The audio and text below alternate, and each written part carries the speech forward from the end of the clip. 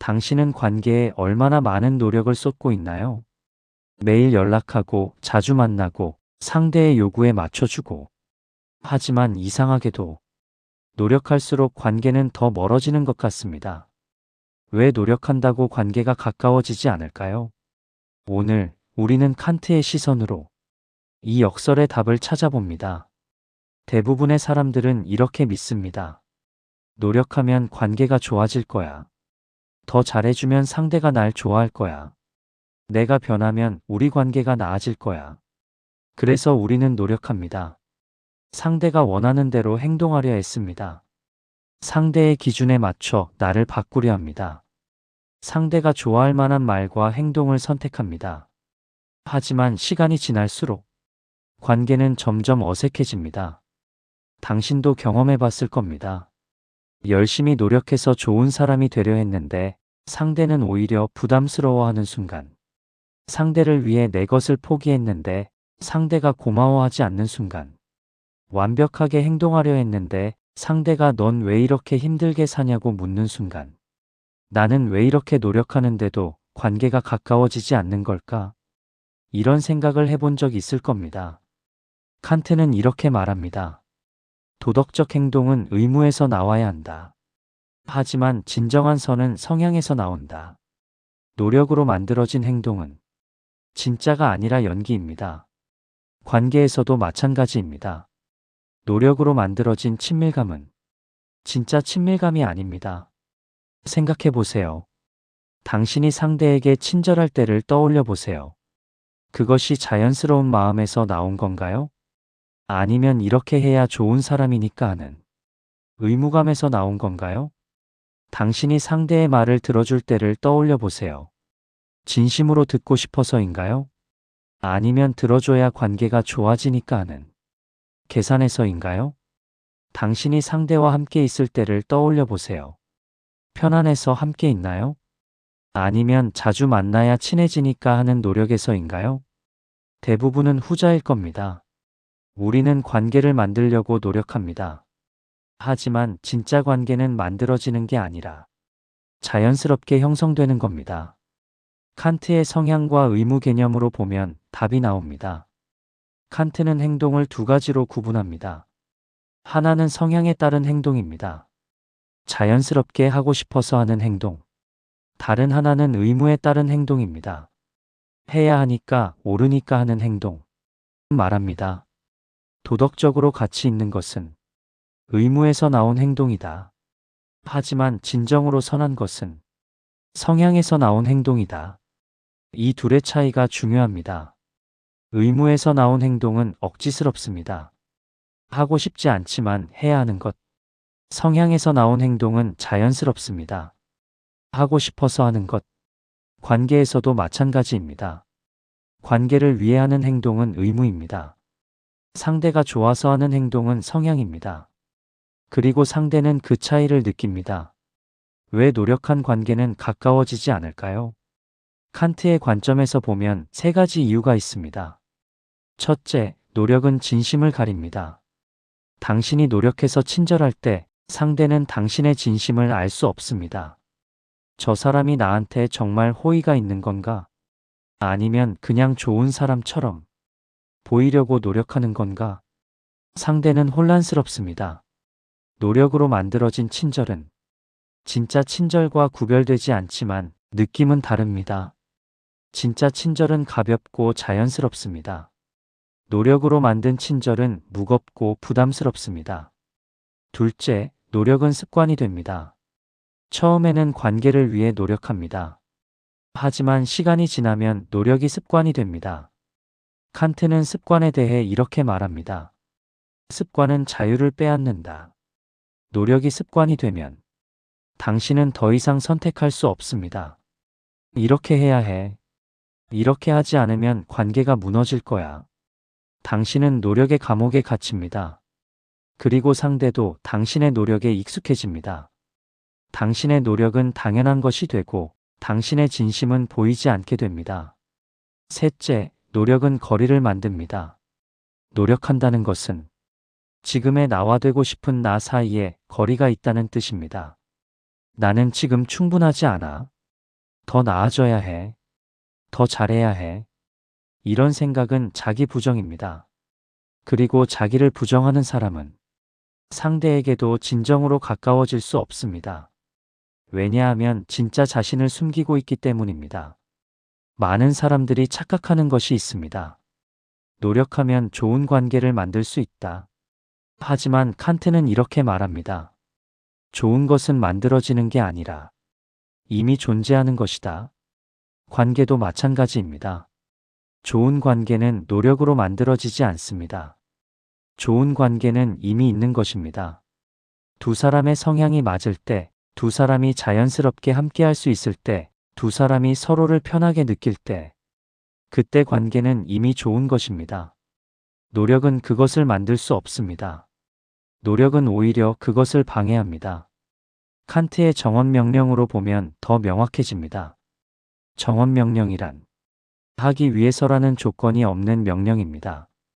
관계를 좋게 하기 위해 친절하라. 이것은 가언명령입니다. 친절하라 이것이 정언명령입니다. 가언명령은 목적을 위한 수단입니다. 정언명령은 그 자체로 가치가 있습니다. 관계에서 우리가 하는 대부분의 노력은 가언명령입니다. 관계를 위해 노력합니다. 상대가 날 좋아하게 하려고 노력합니다. 사랑을 유지하려고 노력합니다. 하지만 진짜 관계는 정언명령에서 나옵니다. 그냥 좋아서 함께 있습니다. 자연스럽게 배려합니다. 하고 싶어서 도와줍니다. 이것이 진짜 친밀감입니다. 그렇다면 성향은 어떻게 만들어질까요? 칸트는 이렇게 말합니다. 성향은 만들 수 없다. 성향은 이미 있는 것이다. 당신은 어떤 사람에게는 자연스럽게 친절합니다. 어떤 사람과는 편하게 대화할 수 있습니다. 어떤 사람과는 함께 있는 것만으로도 좋습니다. 이것이 성향입니다. 노력으로 만들 수 없습니다. 그냥 있거나 없는 것입니다. 물론 성향은 시간이 지나면서 발전할 수 있습니다. 하지만 억지로 만들 수는 없습니다. 씨앗은 물을 주면 자랍니다. 하지만 씨앗이 없는 곳에 아무리 물을 줘도 나무는 자라지 않습니다. 관계도 마찬가지입니다.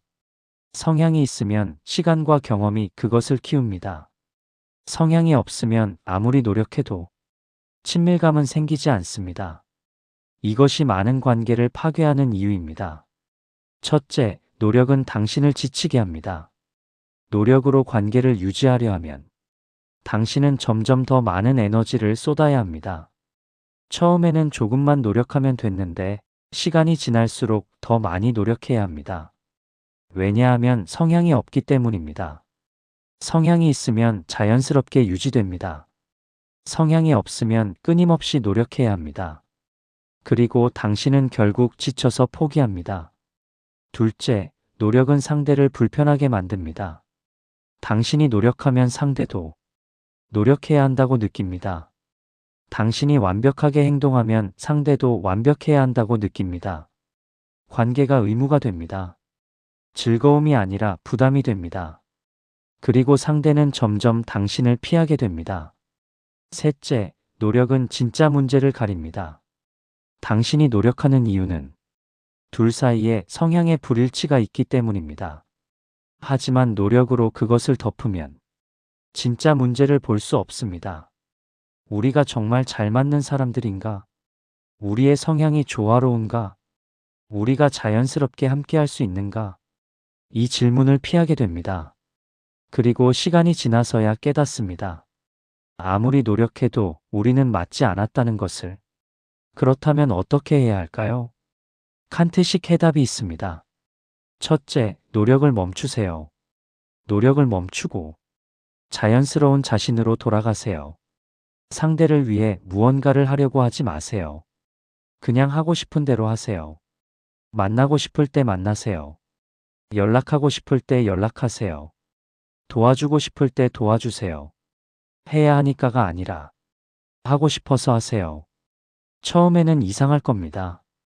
이렇게 하면 관계가 나빠지지 않을까? 하지만 진짜 관계는 노력 없이도 유지됩니다. 노력이 필요한 관계는 진짜 관계가 아닙니다.